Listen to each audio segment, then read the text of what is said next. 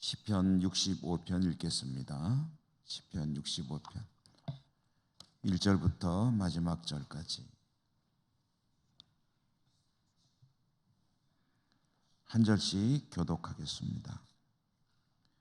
하나님이여, 찬송이 시온에서 주를 기다리오며 사람이 서원을 주께 이행하리이다.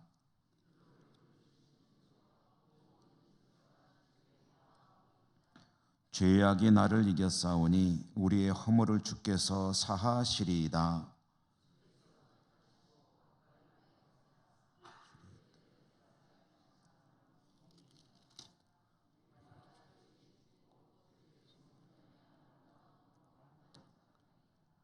우리 구원의 하나님이시여, 땅의 모든 끝과 먼 바다에 있는 자가 의지할 주께서 의를 따라 어미하신 일로 우리에게 응답하시리이다.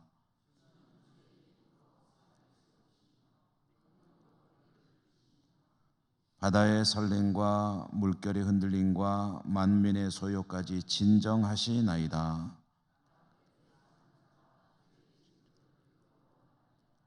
주께서 아침 되는 것 땅을 돌보사 물을 대어 심히 윤택하게 하시며 하나님의 강에 물이 가득하게 하시고 이같이 땅을 예배하신 후에 그들에게 곡식을 주시나이다. 그래서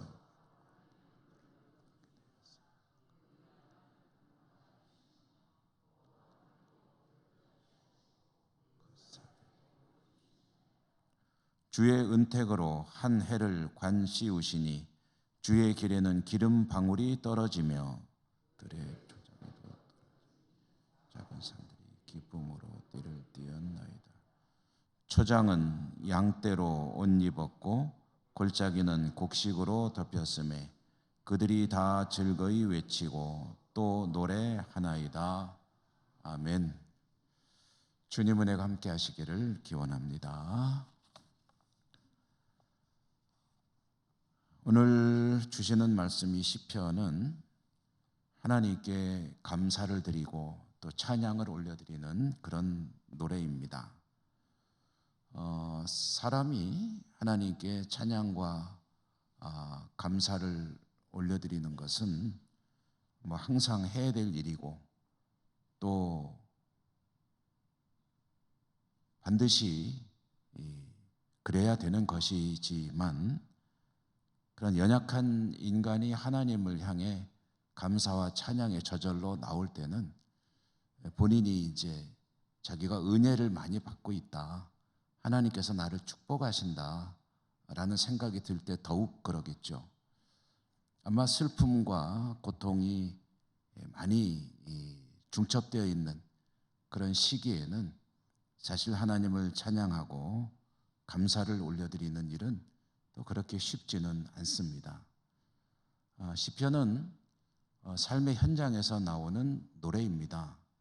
이것은 탁상에서 시인이 시를 머리를 쥐어 짜내면서 써내는 글이 아니고 삶의 현장에서 하나님을 향한 자신의 솔직하고도 때로는 절박한 그런 심경을 토로하는 그런 노래입니다. 그래서 보통 신앙생활을 하면서요, 이 시편이 마음에 와닿는 시기는 주로 삶이 곤고하고 힘들고 또 하나님을 향해 나가서 간절하게 기도해야 될 때, 그럴 때 이 시편은 가슴에 와닿는 그런 말씀으로 읽게 되죠. 오늘 하나님을 이 시편을 기록한 이는 찬양하고 감사하는데 왜 그러는지를 세 가지로 이야기하고 있습니다. 하나님 감사합니다, 찬양을 받으소서 하는 그 이유 세 가지가, 첫째로는 오늘 말씀의 3절에 보면 하나님께서 내 죄를 사해 주신다, 그러니 감사하고 찬양을 올려드린다 하는 그런 이유를 밝히고 있습니다. 오늘 3절에 보면 특별히 뭐라고 했냐면요, 죄악이 나를 이겼습니다 라고 합니다. 죄악이 나를 이겼다. 그러니까 죄악이 나를 이겼다는 것은 내 죄의 입장에서 보면은 내가 나를 제압한 거고, 내 입장에서 보면은 내가 죄악에게 패한 것이죠. 죄악이 나를 이겼다. 그건 죄를 지었다라는 뜻 아니겠습니까? 죄라는 것은 극복해야 되는 것이고 죄에게 패해서 져서 실족하고 넘어지지 않아야 되는 대상인데, 그런데 사실 살아가면서 현실적으로는 그게 그렇게 쉬운 일은 아니다 하는 거죠. 여러분 어떠십니까? 믿고 하나님을 믿고 살아가는 성도 입장에서 볼 때 아이고 내가 또 마음으로 죄를 지었구나, 또 눈으로 죄를 지었구나, 이 손으로 죄를 지었구나, 이런 탄식이 나올 때가 간혹 있지 않습니까? 간혹이면은 그래도 괜찮고 그게 자주 있는 그런 때들도 있죠. 실제로는 자주 넘어지고 실족하고 그리고 죄를 범하는 것이 우리 인생인데, 그런데 하나님께 감사할 수밖에 없는 것은 그렇게 죄를 짓고 넘어져도 하나님은 뭐라고 말씀하십니까? 하나님은 미쁘시다, 의로우시다. 그래서 죄를 지은 하나님의 백성들이 하나님께 나와 죄를 자백하면 그는 그 모든 죄를 사하시고 또 불의에서 또 깨끗게 하신다라고 말씀을 하시지 않습니까? 어떤 죄를 지었든지 하나님 앞에 나와 고백하고 그리고 회개하면 하나님은 용서하지 않으시는 죄가 없다. 그러니 그 사실 하나만으로도 하나님께 얼마나 감사한지, 특별히 이 죄의 문제를요 심각하고 진지하게 생각해 본 사람일수록 죄가 얼마나 무서운 것인지를 실감하죠. 죄라는 것은 짓게 되면 하나님은 용서하시지만 그러나 그 죄가 남겨놓는 상처는 굉장히 깊습니다. 크고 그 후유증도 오래가는 경우들이 많습니다. 하나님은 용서하시지만 죄로 인한 그 아픔은 남아있다는 거죠. 그러니까 뭐 그런 이야기도 우스갯소리를 하지 않습니까? 하나님 용서했다는데 뭘 자꾸 이렇게 또 회개하고 또 회개하느냐, 그런 이야기를 하는데 그만큼 괴롭기 때문에 그런 것이죠. 만약에 죄 문제를 깊이 생각하고 그 후유증 때문에 괴로워하면서 죄책감에 눌려 지낸다면 그건 굉장히 고통스러운 일이거든요. 그런데 하나님은 거듭해서 죄를 지을 수밖에 없는 연약한 인간을 자백하고 회개하면 용서하신다. 무슨 죄든 용서하신다. 십자가의 보혈의 은총은 그렇게 능력 있는 것이다. 그러므로 이 사실 하나만 해도 하나님의 은혜는 너무나도 놀라운 것이다. 감사와 찬양을 드리지 않을 수 없다라는 것이고요. 두 번째로는 하나님께 왜 감사하느냐, 하나님을 찬양하느냐.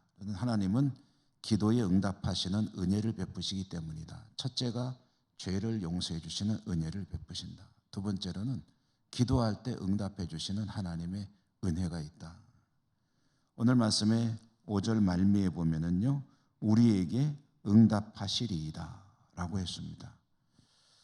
여러분, 하나님께 기도할 수 있는 것은 그야말로 은혜 중에 은혜인데요, 이렇게 기도를 드리지만 어떤 때는 하나님께서 응답이 없으실 때가 있고 그리고 조용하시고 침묵하실 때가 있습니다.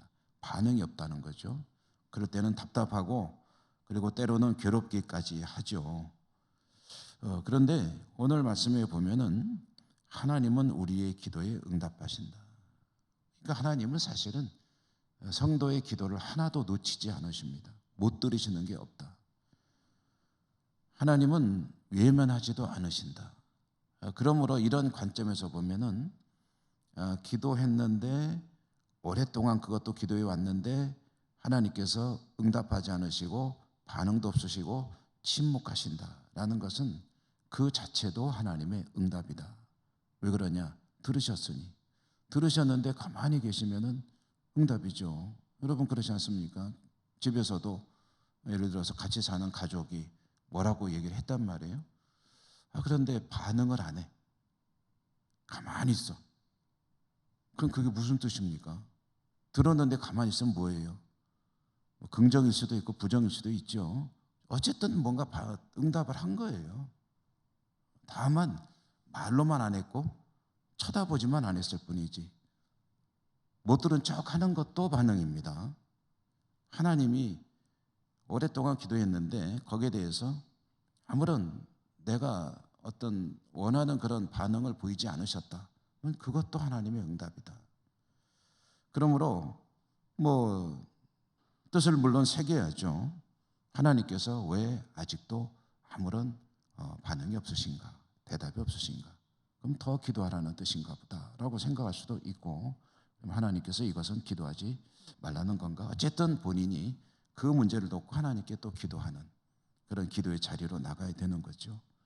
이것은 하나님 반응하지 않으실 때 이야기이고, 하나님께 우리가 기도하면 하나님은 반드시 그 기도에 응답하시고 역사하시고, 그것이 내 마음에 드느냐 안 드느냐는 그 다음의 문제입니다. 하나님은 반드시 좋은 것으로 우리의 삶을 이끌어 가신다. 그게 좋은 것이다. 근데 사실 기도할 때는 잘 모르죠. 대개는 나중에 보면은 하나님이 그래서 그렇게 하셨구나라는 것을 인정하게 되는데, 다시 그 당시에는 사실은 반응이 없을 때가 많이 있죠. 그런 때에도 하나님께 늘 기도를 그치지 않고 쉬어야 하는 것은 지금도 듣고 계시기 때문이다. 그러므로 하나님 감사합니다. 찬양을 하게 되는 것이고요.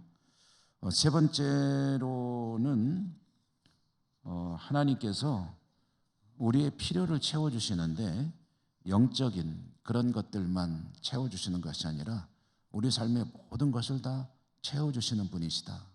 육적인 필요도 채워주시는 분이시다. 그러므로 하나님께 감사와 찬양을 올려드린다라고 노래하고 있습니다. 오늘 말씀의 9절 이하의 내용이 그 내용이거든요.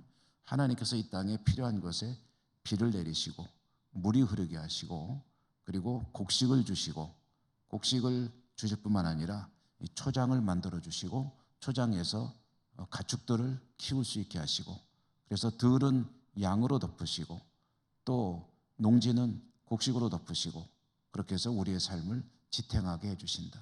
이 모든 것이 하나님 주시는 은사이다라는 그런 노래를 올려드리고 있죠. 이 땅을 살아가는 사람들에게 육체의 필요가 있죠. 하나님은 그것도 너무 잘 아신다. 그래서 모든 필요를 채우신다. 그 하나님은 감사와 찬양을 받으시기에 부족함이 없으시다.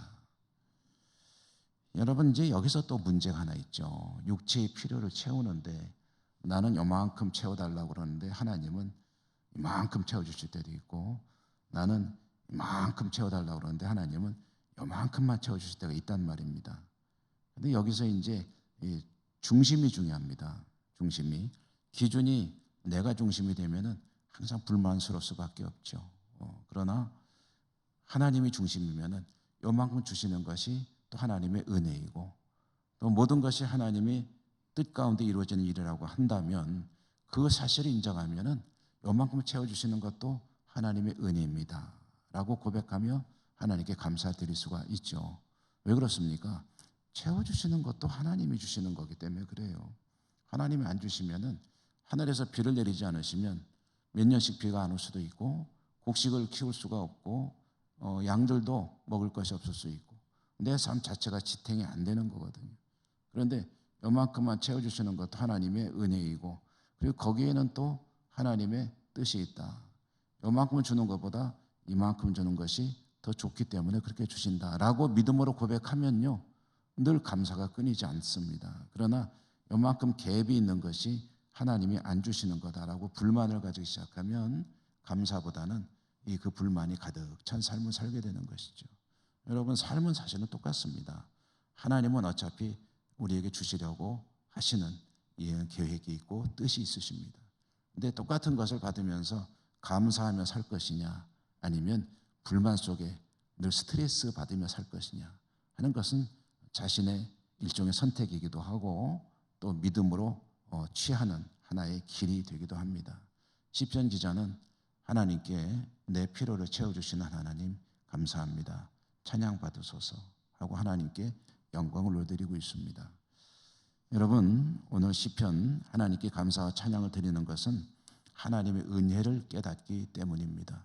그래서 우리에게는 지식이 필요한데 그 중에 첫 번째 지식은 하나님을 아는 지식입니다. 하나님이 어떤 분이시냐? 하나님은 그 백성을 사랑하시고 구원하시고 은혜를 베푸시는 분이다.